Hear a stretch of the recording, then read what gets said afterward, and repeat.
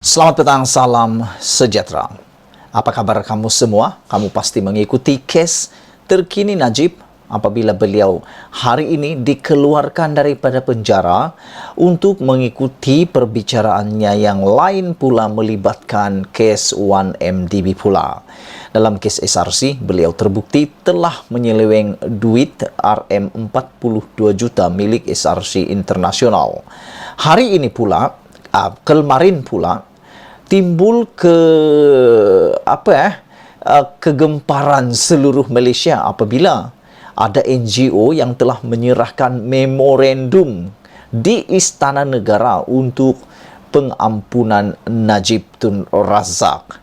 Wow, itu satu isu yang paling hangat kemarin. Tapi hari ini, isunya yang lebih hangat lagi ialah apabila seorang negarawan Malaysia yang paling terkenal, paling besar, paling legend yang masih hidup mengatakan bahawa besar kemungkinan Najib akan diampun. Wow, ini satu pengakuan pendedahan yang amat mengejutkan aku. Manakan tidak, beliau inilah yang telah bertanggungjawab membebaskan ataupun mendapatkan pengampunan diraja untuk Anwar Ibrahim.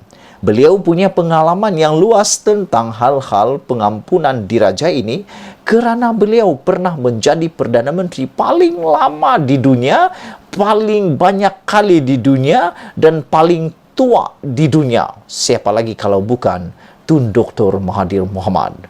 Beliau mengatakan bahawa besar kemungkinan Najib akan diampun. Wah, ini satu perkara yang paling mengejutkan aku dan aku rasa risau. Kenapa? Sebab Najib baru 3 hari masuk penjara, tapi sudah ada desas-desus yang seperti ini datang keluar daripada mulut negarawan paling terkenal di Malaysia mengatakan Najib besar kemungkinan akan dapat diampuni. Baru beberapa hari Datuk Seri Najib Razak menjalani hukuman penjara 12 tahun, tetapi Tun Dr. Mahathir Mohamad sudah meramalkan bekas Perdana Menteri itu mungkin diberikan pengampunan. Jangan ke mana-mana, teruskan bersama menonton channel ini, menonton ulasan ini dari awal sampai akhir.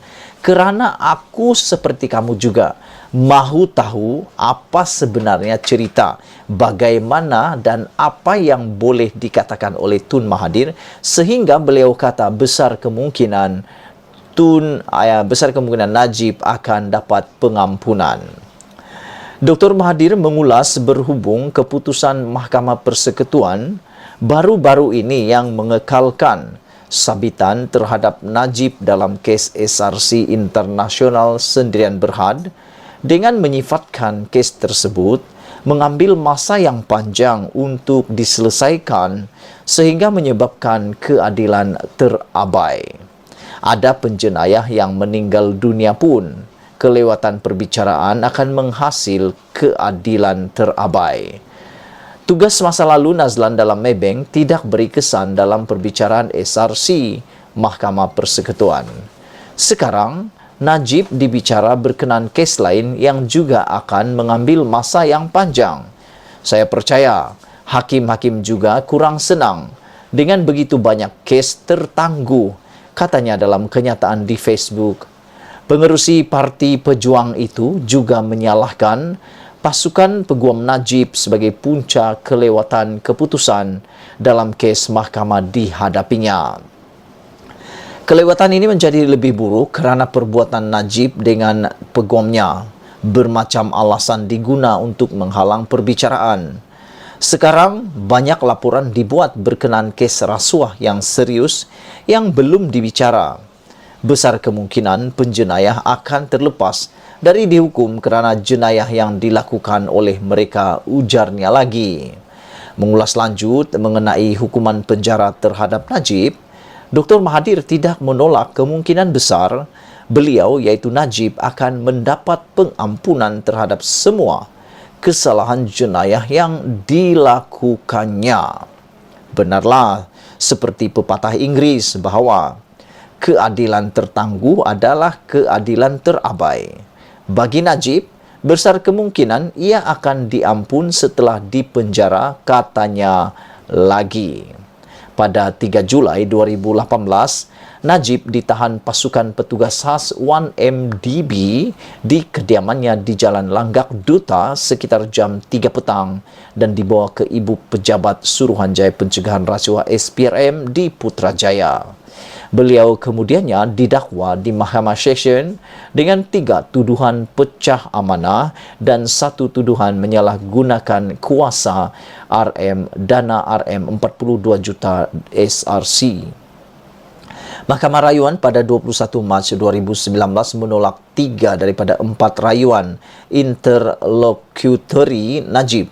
Benarkan permohonan tangguhkan perbicaraan dan pada 3 April 2019, perbicaraan berkenaan bermula selama 58 hari.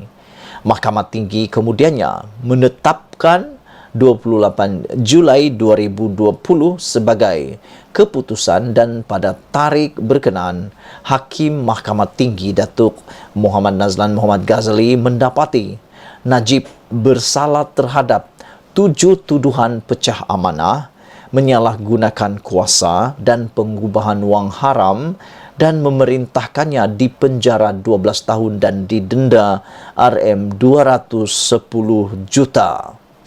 Selepas pelbagai situasi, termasuk prosidingnya dijalankan secara dalam talian ketika negara dilanda pandemik COVID-19, akhirnya pada 28 Ogos lalu, Najib gagal dalam rayuan terakhirnya untuk mengetepikan sabitan hukuman penjara 12 tahun serta denda RM 210 juta bagi kesalahan menyeleweng RM 42 juta dana milik SRC.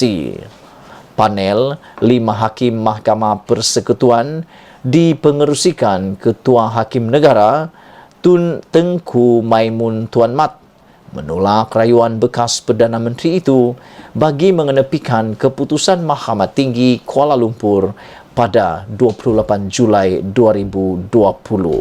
Itulah dia satu pendedahan yang luar biasa yang mengejutkan dan menggemparkan seluruh Malaysia apabila negarawan terkenal Malaysia ini yang cukup sinonim dengan pengampunan Diraja Anwar Ibrahim membuat ramalan bahawa besar kemungkinan Najib akan diampuni. Aku tak pasti sangat kenapa Tun Mahathir meramalkannya begitu. Apa sebab Mahathir katakan begitu pun kita kurang faham. Apa yang pasti mungkin berdasarkan pengalaman beliau, itu sebabnya beliau kata besar kemungkinan Najib akan diampuni. Sebelum kita berpisah, sila tinggalkan komen anda. Adakah Najib akan diampuni? Dan layakkah Najib diampuni? Malaysia kita punya, kita jaga sama-sama. Cintai Malaysiaku. Kita jumpa lagi. Bye-bye.